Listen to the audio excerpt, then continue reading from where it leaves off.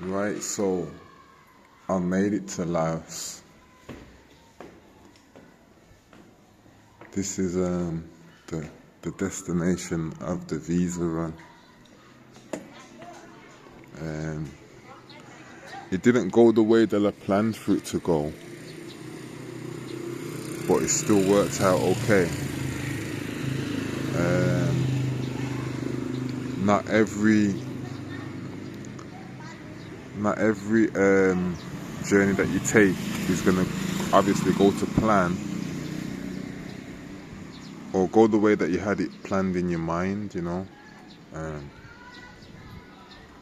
and so that's how I feel about this. Like, I'm happy I'm here, but it didn't go the way that I expected it was gonna go. But it's not important how I thought it was gonna go. It's about the end result. So the end result was great.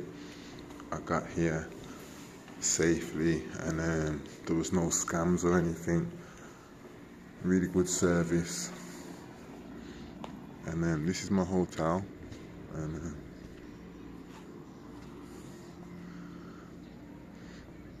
I'm gonna just reflect on the whole journey, because if you've been watching my videos, you've seen that it didn't just start yesterday. I've been planning what I'm gonna do. Is it gonna be all right? What's the best thing to do? So I'm here now.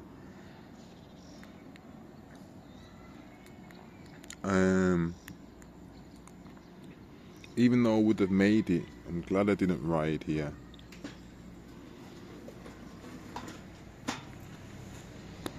Because there was so much I wasn't taking into consideration.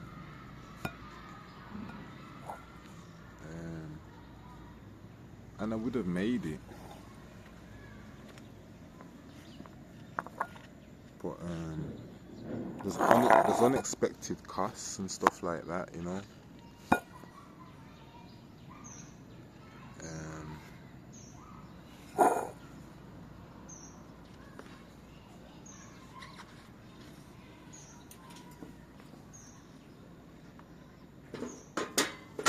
So the journey,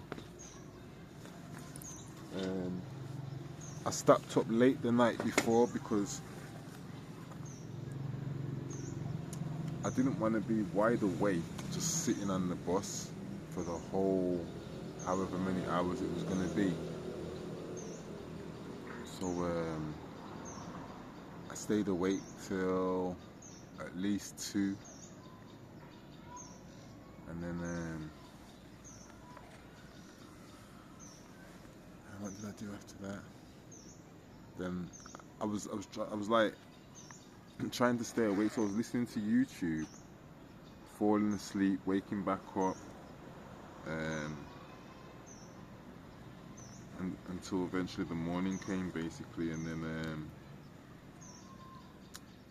as it always happens, when you don't want to be sleeping, you fall asleep. So I was more tired when it was time to be getting up. So I was fighting with myself to get up. When I seen the time, it just shook me up straight away, and I just woke up because I should have been up like at least an hour before the time. What time was it? It was about, I don't know, it was about 6 o'clock, or so. It was really late, and basically like I was just rushing around, and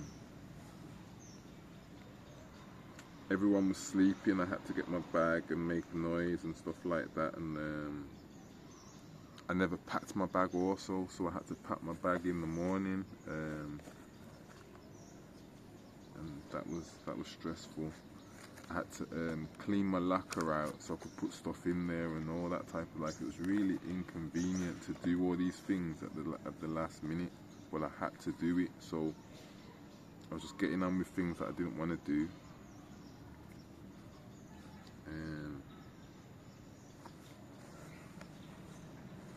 And then like basically I was supposed to be there for 20 to 7, and I got there at 10 to 7, and I only got there at 10 to 7 because I cut corners. If I didn't cut so many corners, I would have been late. And like, they didn't really wait for anyone, which is good. So you had to be on time, and if I wasn't on time, maybe they would have went without me, and I would have deserved it. So I got there, and everything went smoothly. I I got on the bus, and he took my bag off me and put it in the back. It was only a small backpack, and you know, like I had bits and pieces in there, like charger and pen and paper and stuff like that, and like, so it was all put in the boot, basically in the back of the van, which I didn't expect to happen. So I'm just letting you guys know. So like, if you you know, if you're planning to do something, take your stuff out of your bag, or you know, because they're gonna take it off you. And then I got to choose my seat, because even though I felt I was late, the bus wasn't leaving till 7, so I wasn't late. I was just late for what time they told me to be there for. So I was in time. So then I got to pick a seat, basically. And there's no chargers on the bus. That's a big, like, disappointment. So there's no chargers on the bus. The seats are roomy and spacious, like it is luxury.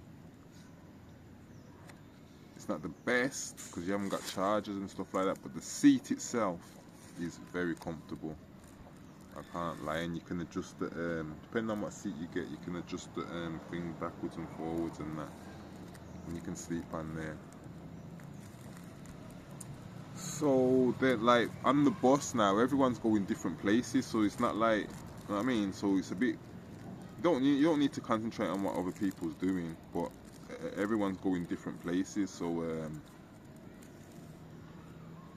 you know, you may chat to people, you may not. I was in my own world, so I was like, what was I doing? I was like, as soon as I got on there, I was buzzing, adrenaline. So I was filming, I was writing. I'm not the first to just start being friendly to people. Like, I'm not rude or nothing, but I'm not gonna say, hi, my name's Tony, but like, I don't do any of that so much. Everybody was with someone, like they was traveling with their friend or something for the first bus. I think I got on like 2 or 3 different buses. So on the first bus, everyone was like with their friend coming from Pi and stuff like that. Yeah, and then it went really fast, man. Like I don't know, 2 hours into the drive, we stopped for a break on the Pi, because I was writing for so much. When I've looked up, it was time to like have a break, and so basically time was just flying for me. I was writing, and I was tired, so it was creating like a like a high for me. Like I was like, yeah, tired adrenaline. So anyway, we stop, have a break. I see that we've only got 2 hours left, and I was like quite impressed. Like, wow, I don't know where them 2 hours went. So I was happy about that, and maybe like being happy from the start just made me think everything was alright. So I just continued doing what I was doing, writing, looking out the window, taking photos, trying to sleep, going around in circles. Wasn't really talking to no one. I was just getting my things done that I wanted to get done, because I got a lot of videos that I got to upload, and some other stuff like videos. I got loads of writing I got to edit, videos I got to edit. I'm writing 2 books at the same time, so like one book wasn't getting as much love as the other book, so I had to like take time out and start structuring the other book basically, because I want to, when I leave, I want to have 2 books ready to publish. So um, like in order to push myself, I've got to be doing the work obviously, or otherwise it's not gonna. It will have a different effect as well. So I need to be writing while I'm traveling, and I like how I come across that way. So yeah, today's another one of them days where I need to get some stuff done, because that's why I didn't mind coming here for these 2 days, because I need to stop. So anyway, writing, resting, trying to be a tourist. Before you know it, like I checked on my map and I could, because we were just coming out of the we just come out of the mountains and we were heading towards Chiang Mai. So everywhere on the way down to Chiang Mai, I know like I don't know everything, but I recognize things from when I've been practicing and doing my riding on the bike. So we were getting closer to Chiang Mai, and I was just checking on the phone to see the map to see where we was, and I realized that he was just about to turn.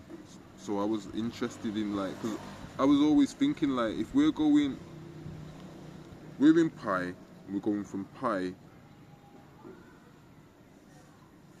to Laos, so what is the route? Because the route I was practicing was through that Phao towards Chiang Rai. So what the boss did was it came down to, but it didn't go into where the gates of Chiang Mai was, and then it turned onto another road and carried on towards Chiang Rai. And then I started to recognize the journey, because I took that route to go towards Phao when I was practicing. So but when we done the turn, it stops on the dual carriageway, and then they're like, right, you go in that van, you go in this van, and then we swap vans. So the people that I was with, I wasn't with on the next, and then the people that was on that van, they carry on towards Chiang Mai, and then then I get on a new bus, and this bus is going to Chiang Rai and Laos. So like, I don't know, Chiang Rai direction. So then we jump on that bus, and then we with new people. I don't remember everybody. Like, most of the people that was on the bus with me, let's say like 70% of them came onto the next bus with me, but I don't remember where some of the new characters that I met, I didn't even think about it, because like I was at the back of the bus traveling from Pai to Chiang Mai. I wasn't really concentrating on who was on the bus with me, like, unless I could see them. So yeah, some people changed buses, and then others stopped on the other bus. So then there was like 3 or 4 buses there, and people were just like swapping buses to go where they gotta go. The drivers were having a chat with each other, because like, what I didn't realize at that time is that some of the buses are going the same way, even like towards over here, towards Chiang Rai, and then they're gonna go somewhere else. So like, they were kind of like convoying with each other. So we kept stopping and seeing the same people, and like 70% of the people on the buses, right, I knew them from my hostel or just seen them around Pai. So it was like, you know, you kind of made friends with them then, because you keep seeing them now. You don't know no one else at these service stations, so you're like, oh, you alright? I seen you in Pai, and you just start chatting, and then every time you stop, you're saying hello to these backpackers that you didn't speak to in Pai, but because you share the bus with them, now you're friends because you keep seeing each other, and it's human for us to be like that. So it was a little bit like that. So it was fun, it was funny, it was cool, and it's like a bonding thing. Like like everyone becomes your little family friend. Like, even if you don't talk to someone as much as you talk to someone else, like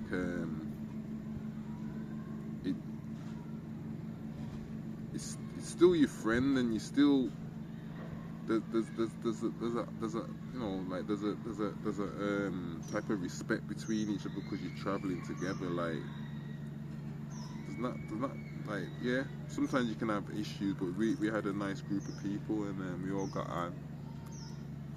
and it was fun. So then we headed over towards Chiang Rai. As I said, on the way over I was recognising the places because I'd rid that way, so I was on the right track and everything. To get to Chiang Rai from Chiang Mai, it didn't take long at all. We got to the temple and we had half an hour to check out the temple. So I didn't pay to go in. I just sat outside the temple and was just chilling. But before that also, I went and got some food.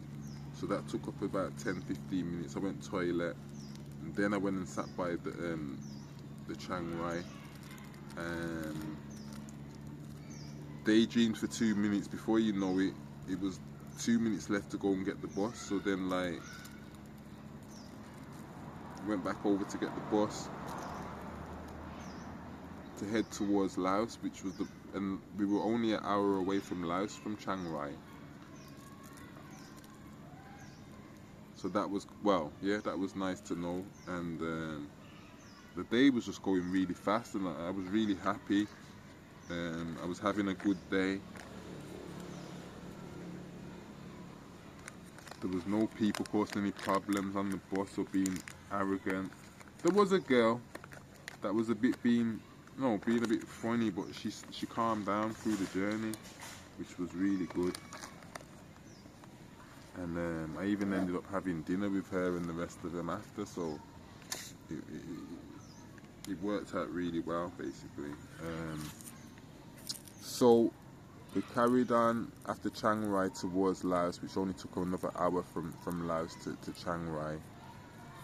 It felt quick again. So then we got to near the border, and then like, I'm not saying things went funny, but it's when I started to realise that there's other stuff going on, you know, like the visa run. There is a real visa run, meaning like you can, because I've had to come over to Laos and stay 2 days before I'm allowed to go back to Thailand.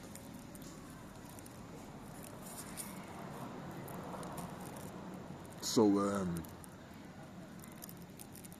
I was on the bus with some guys. There was about let's say there was about 5 of them, and they were going to Laos to get their visa, and then they were going back on the same bus back to Pai.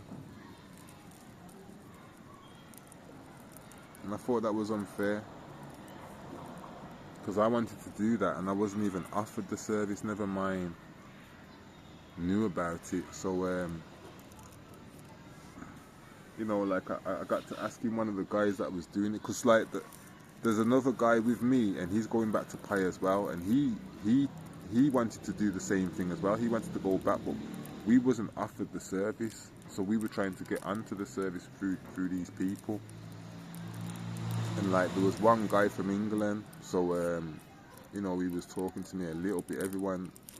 People help people from their own country a little bit more than they help other people, you know what I mean? So like, because he was from England, I was like, hey mate, like, and he's from Liverpool, so I knew he was down to earth, and you know, I could ask him, and I was like, how does it work, sort of thing. And then he was saying like, you gotta know someone, and it's a hush hush thing, and you pay 5,000, and they know what they're doing, but they don't like. So when me and this other guy was asking if we could do it, they were saying to us like, no, because you never asked before. Like they were making excuses. One of them saying, there's no room. Then another one saying, don't, you know what I mean? Like they were just like giving lots of different reasons because they didn't want you to do it. Because basically, it's done so neatly, isn't it? So like once they set it up, they don't want to be like adjusting it. So basically, I understood that. Like this is just how neat these sort of people are. They don't mess about like that. You know what I mean? So, because we never booked it earlier, they wasn't prepared to bring us in. But now, you know, like now we know we can ask for it another time, but there might not be another time. So that's the part that's like a bit disappointing. So anyway,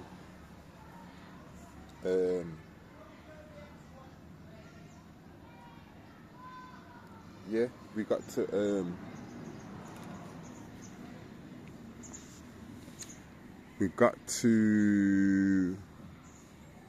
the border, and we paid the visa, 1,900. They were offering us different things like, oh, we can help you get back to Chiang Mai and here and there after, and like advertising themselves for the next thing before. Oh wow, I never even seen that over there.